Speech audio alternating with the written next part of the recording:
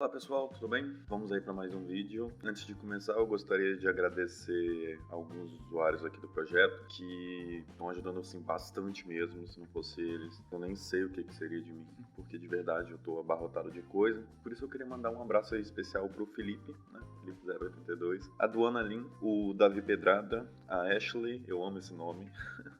A Mirella Thaís, o Jean 20, a Sandy Ellen e o Gebalbino, a Pamela, deve ser Pamela, né? E a Tamires. Essas são as pessoas que mais contribuíram na semana. Muito obrigado mesmo pela participação de vocês. É essencial no projeto. Queria também agradecer aí os donates. O projeto está enfrentando umas dificuldades técnicas, o servidor não está conseguindo dar conta mais dos acessos. Isso é ótimo, significa que a gente cresceu muito. Porém, a questão de arcar com o servidor é muito alta. Então eu resolvi criar essa aba aí de donate para poder arrecadar fundos. E eu vou falar o nome das pessoas que já contribuíram. Que foi a Dani, o Felipe 082 de novo, valeu Felipe, o Sandro 69, a Gislene, a Dona Lin, valeu Dona Lin, brigadão mesmo, a Bianca e a Lulu. Então vamos lá. Os efeitos da falta de autoconhecimento na era digital. Conhece a ti mesmo era uma das falas do filósofo grego Sócrates, que trazia ao homem reflexão sobre o autoconhecimento.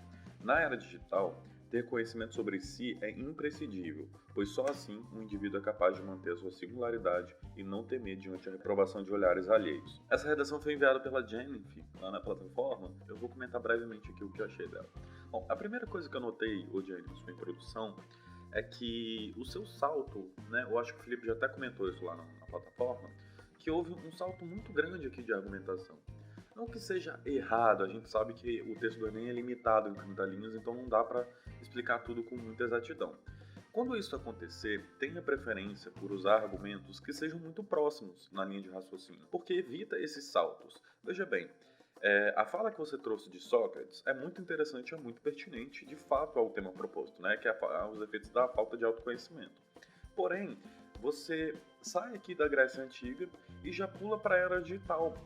E não faz qualquer tipo de correlação entre esses argumentos. Então é como se, tipo assim, você dá um salto de raciocínio, entende? O que eu estou querendo dizer? Quando você explica, quando você fundamenta o seu argumento num fator histórico, você tem que ter a noção de que esse argumento vai precisar de uma ponte, ele necessariamente uma ponte. Não tem como você passar de uma margem para outra do rio sem uma ponte, né? Você pode nadar, mas nadar demora muito, correto? Então a ponte ela serve justamente para isso.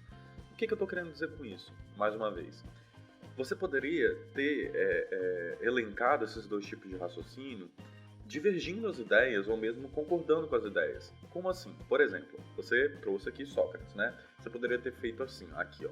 Contudo, com o avançar da cultura das redes sociais impulsionada pela revolução tecnológica e o alcance da internet cada vez maior na população brasileira, ter conhecimento sobre si se tornou algo cada vez mais imprescindível. Ponto. Percebe que você trouxe o argumento para a atualidade, você correlacionou os dois argumentos, né? Você divergiu as opiniões, porque o Sócrates já problematizava muito isso lá na Grécia Antiga, e na era digital, esse questionamento do Sócrates, ele tomou uma nova roupagem, né? Que foi as redes sociais. Não é nem a questão da era digital por si só. Quando a gente está falando de autoconhecimento, é um problema intrinsecamente ligado aí à cultura que as redes sociais fomentou, né? Porque eu sou usuário, meu primeiro computador foi dos anos 2000, e eu lembro perfeitamente, por exemplo, na época, lá para os anos de 2003, 2004, uma das primeiras redes sociais que eu me lembre era o Fotolog. E nessa época não tinha, lógico, a gente tem mania de envelhecer e falar que o nosso tempo era sempre melhor. Mas nessa época não tinha absolutamente nada relacionado a essa cultura que tem hoje do Instagram, por exemplo. É até engraçado falar isso, porque as pessoas perdiam muito, era muito fácil você perder a senha antigamente, né? Porque não tinha essa preocupação ainda de senha. Então, um fenômeno muito legal que aconteceu nesse período, se você tiver um irmão mais velho, pode falar com ele, um primo, que as pessoas esqueciam a senha e lá depois de 10, 15 anos, já na época do Orkut, acabavam virando memes. Já tinha os primeiros memes que era da época do Fotolog, de pessoas que eram muito inocentes, postavam qualquer coisa, não tinha esse filtro que a gente tem hoje de só escolher as fotos perfeitas, ou não existia isso, entendeu? Era assim, fotos cagadas. No máximo uma edição era você deixar uma foto preto e branco, com fundo colorido. Era divertidíssimo, era essa a vibe das pessoas. Não tinha esse apelo muito grande por autoconhecimento. Sempre teve, esse assunto sempre existiu. Mas essa cultura forte que a gente tem hoje, da questão até da facilidade de se manipular. Hoje em dia você tem filtros em tempo real, né? Isso é bizarro, isso era inimaginável na época. Então, sempre importante você trazer esse argumento para a atualidade, sacou? E importante frisar do que você vai falar, entende? Então, por isso que eu citei rede social, porque não é um problema da era digital. A falta de autoconhecimento, ela não é um problema inerente da era digital. Ela é um problema inerente ao que a era digital proporcionou, que foi a cultura das redes sociais, correto? Então, assim, tá perfeito, é só esse ponto que eu quero te falar, Jennifer. Toma cuidado com esses saltos de raciocínio. E é sempre interessante quando você usa uma contextualização histórica, ou você diverge ou você parte dessa linha de raciocínio, entendeu? Nunca traga dois argumentos, nunca traga um argumento de contextualização com a sua opinião sem fazer uma divergência ou uma concordância com essa opinião, entendeu? Não salta esses argumentos, relaciona eles. É assim, inclusive, que você vai perceber que um argumento ele é muito longe, porque quando você vai tentar correlacionar o seu argumento com um argumento da fonte que você está usando, você vai falar, nossa, eu tenho muita coisa para explicar. Então, por si só, isso já é um exercício que vai te fazer ser breve, ok? Vamos lá. E aí ela parte para os pontos de causa que ela vai discorrer no texto, né? Que o autoconhecimento é importante para manter a sua singularidade e para não temer diante da reprovação de olhares alheios. Então vamos para o desenvolvimento. A priori, é possível citar um trecho da música de Desconstrução do Thiago York, onde se diz: nas aparências todos estão iguais, singularidades em ruína. Nessa passagem é possível notar como a era digital tem tornado as pessoas parecidas, vendo que essas não têm uma personalidade própria pela falta do autoconhecimento. Assim, elas acabam perdendo a sua identidade e se tornando igual ao outro. Bom, é uma estrutura, Jennifer, sua estrutura está relativamente boa, porém, eu gostaria só de salientar alguns pontos que eu percebi aqui. Veja bem, que eu percebi. Essa problemática é muito comum nas redações, pelo fato de que às vezes eu acho que falta um pouco de leitura para as pessoas quando elas vão elaborar suas ideias para o tema. Essa noção que a gente tem de autoconhecimento não é um problema de agora. Veja bem, você mesmo traz um pensamento de Sócrates, lá da Grécia Antiga. Trazendo esse ponto para cá, você acaba falando de uma forma com que os problemas relacionados à falta do autoconhecimento fossem exclusivamente consequentes da era digital, o que é um erro muito grande, sacou? Porque olha só, a era digital tem tornado as pessoas parecidas. Não é a era digital. Numa breve pesquisa histórica, você vai ver que a sociedade já passou por várias influências, entendeu? A própria Marilyn Monroe, os astros de Hollywood, já influenciavam muitas pessoas. As pessoas se vestiam, Beatles, as pessoas se vestiam conforme o que estava na moda. Isso sempre foi uma coisa da humanidade, então não é uma coisa exclusiva da era digital. Cuidado com essas generalizações que a gente costuma fazer, sabe? Outro ponto é que você traz um trecho aí da música do Thiago York, e aí você vem, aí elas acabam perdendo sua identidade, se tornando igual ao outro. Ótimo, isso é um problema aí que a gente pode perceber na era digital, de fato. Só que a estrutura que você escreveu para mim no desenvolvimento, para você chegar até aqui, não é muito salto, entendeu? Você colocou uma contextualização que não fala sobre isso, aí você veio com o argumento generalizado de que a era digital tem tornado as pessoas parecidas, e aí você conclui, faz uma arrematação dizendo que elas acabam perdendo identidade e se tornando igual ao outro. É um efeito da era digital? Mas não é exclusivamente da era digital, ele é percebido também na era digital. Eu acho que essas questões, quando a gente está falando de um tema específico sobre os efeitos da falta de conhecimento na era digital, dizer que a falta de identidade, essa questão da singularidade, é um argumento muito fraco para se levantar, porque ele não é exclusivo desse tema, sacou? Eu acho que assim, tem coisas muito. Você poderia ter falado dos filtros em tempo real, você teria falado sobre a questão dos posts pagos, né? A questão da ditadura das marcas. Lógico, também não é uma questão atual. Porém, com a era digital, isso acabou pegando muito mais a massa, né? Antigamente, para você influenciar as pessoas, você dependia de livro, dependia de filme, então você tinha que ir no cinema, você tinha que ter um videocassete. Na era digital, uma pessoa dispara uma determinada notícia e daí todo mundo vê em tempo real o que está acontecendo, sacou? Então eu acho que você deveria ter aprofundado muito mais nesse aspecto, né? Da era digital ser uma coisa que impacta as pessoas em tempo real em muita quantidade, sacou? Vamos para o desenvolvimento 2. Outro sim é visto como um indivíduo sem um conhecimento de si reage diante da reprovação da sociedade sobre o seu eu. Olha, ou eu tô muito cansado porque eu tô corrigindo isso aqui às 5 horas da manhã, ou eu não entendi o que você quis dizer aqui. É visto como um indivíduo sem um conhecimento de si, reage diante a reprovação. Eu acho que você não revisou isso aqui, suponho. Mas vamos lá. Se pode destacar aqui um trecho, lembrando que eu não corrijo competência 1, só no final da correção, ok?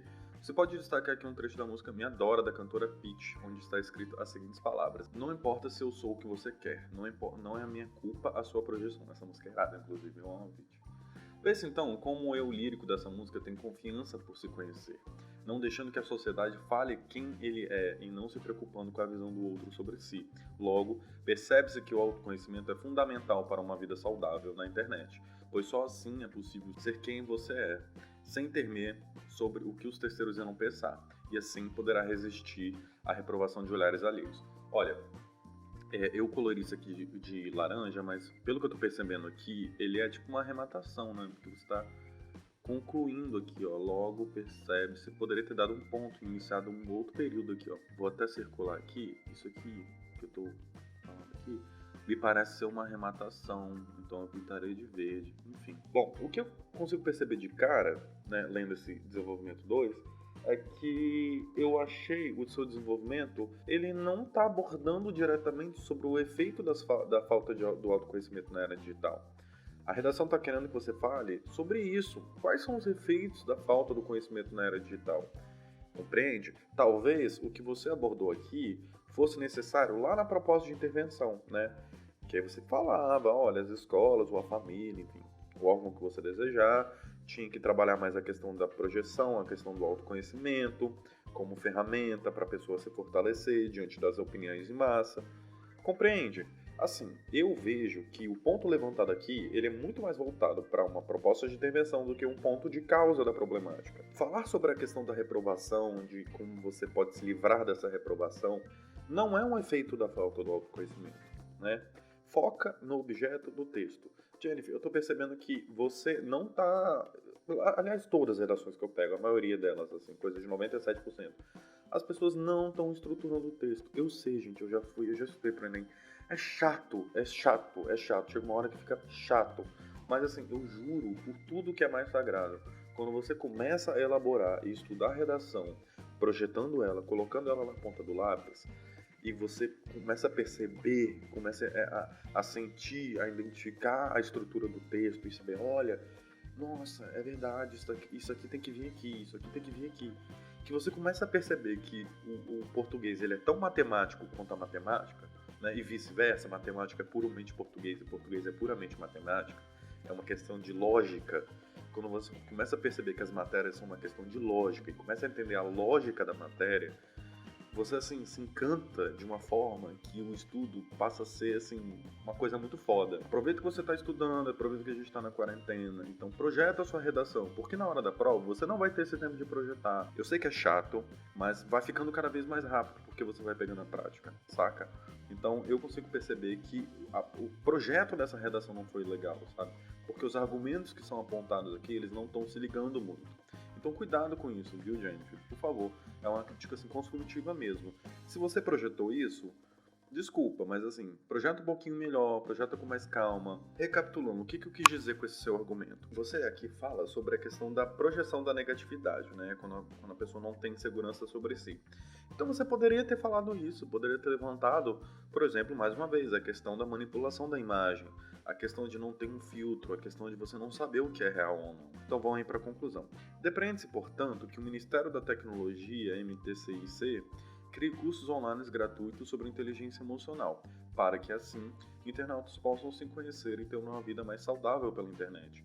Ademais, cabe também à sociedade intervir com livros digitais, já que este alcança mais pessoas, artigos, posts e outros, falando sobre a importância de conhecer a si mesmo para se relacionar com o próximo. Sendo assim, pode-se ter uma navegação mais segura e sem os riscos causados pela falta de autoconhecimento, podendo também conhecer a si mesmo, como já indagava o filósofo Sócrates. Olha, ótimo, né? Eu adoro o texto que faz esse fechamento, assim, é uma estratégia muito boa, é muito interessante. Porém, cuidado ao fazer isso de maneira engessada, porque, mais uma vez, se você não projeta, o seu texto não vai fechar. Por mais que você cite Sócrates de novo, dando a entender que você está fechando o texto, dá pra ver que você não fechou o texto porque não há um projeto de texto. Quer ver? Olha só. Aqui, ó, já começa aqui o problema na conclusão. Depreende-se, portanto, que o Ministério da Tecnologia crie, depreender e concluir se você são conectivos que remetem ao que você acabou de expor. Então, quando você depreende, você tem que depreender algo que você discorreu. Então, você vai fazer um breve comentário sobre o texto que você escreveu, né?